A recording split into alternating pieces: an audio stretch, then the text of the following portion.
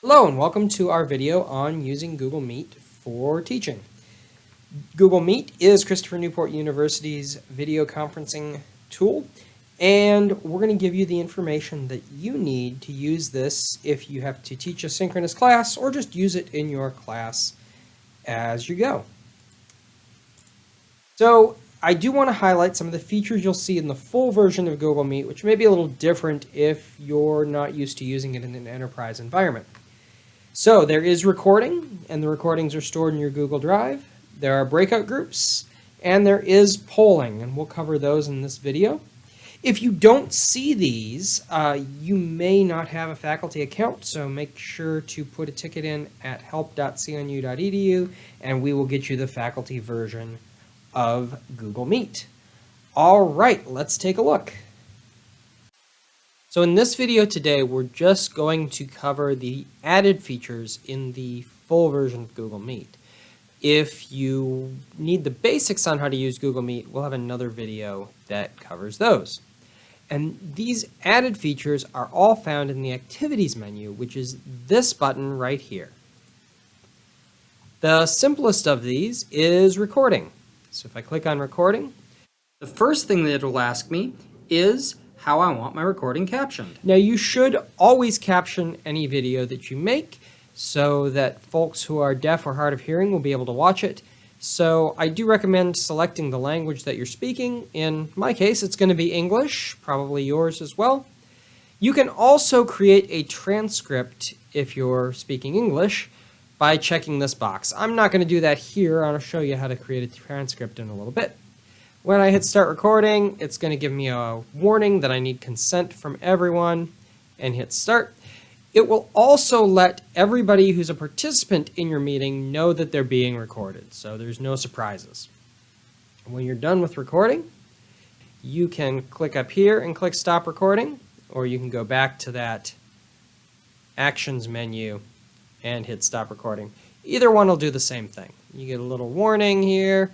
Once you get that, you can hit stop recording, and in a few minutes, it'll be saved in your Google Drive. Don't worry if it's not there immediately. It will show up there as soon as it's done being processed.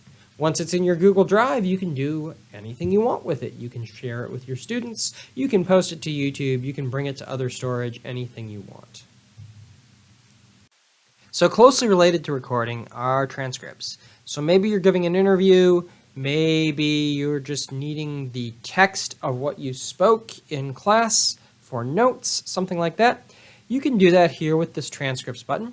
It'll only transcribe English, but you click this button, and when it does that, you'll get a notification that that's starting, and the transcription will start, and it'll be recording as best it can. Now, it's not going to be perfect, but you'll be able to make any edits that you need to later. When you're done, you can click up here at the top or go back into the actions menu. Either one. Click stop transcription.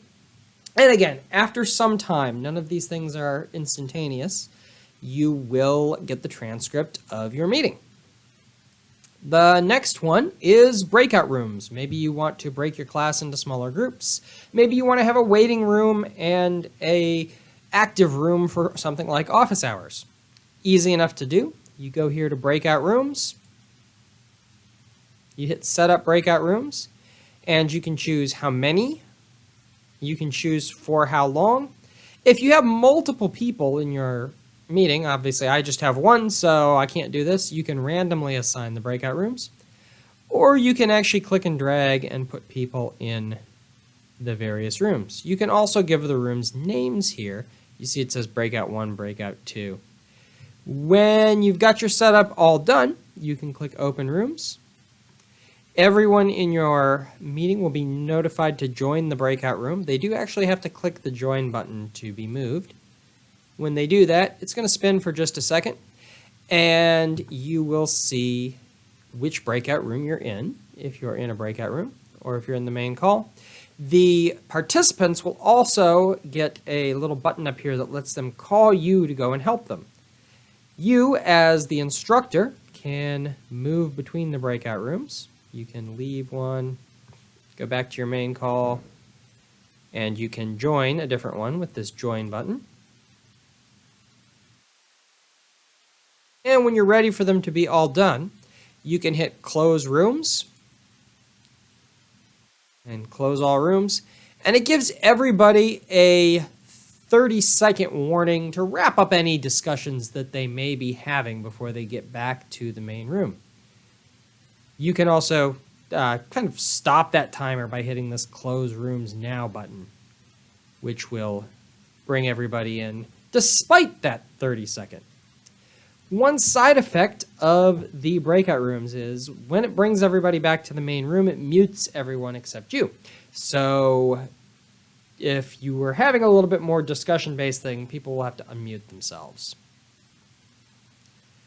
Back to our menu here. The last one I want to show you is the polling feature. So it's here by polls. You just give it a click. You can click start a poll, and we can type our poll. You don't have to just have two options. You can add more than that. When you've got your poll set up the way you want it, just click launch, and your participants will all see that there's a poll. They'll be able to go in here and vote on that. Hit the vote button, and when you're done, you just hit end the poll, and your participants will be able to see what the results of the poll were. And just like everything else, when you're done with your meeting, the results of the poll will go to your Google Drive, and you can use this as clicker questions. You can use this as an attendance record. It'll all go to your Google Drive, so you're able to use it. So the attendance to your Google Meet meeting, as well as the results of any poll questions that you ask, will be stored in a folder in your Google Drive called Meeting Reports.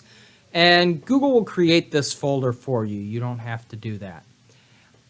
You'll also get it as an email, so you don't have to worry about finding it every time. But it'll be identified. If you've got it on your calendar as something, like I have the Intro to Ultra up here, it will be labeled with that. Otherwise, it will be labeled with the code for the meeting. And it'll either say meeting report or it'll say polling results if you've done a poll. So I've done a poll for this meeting.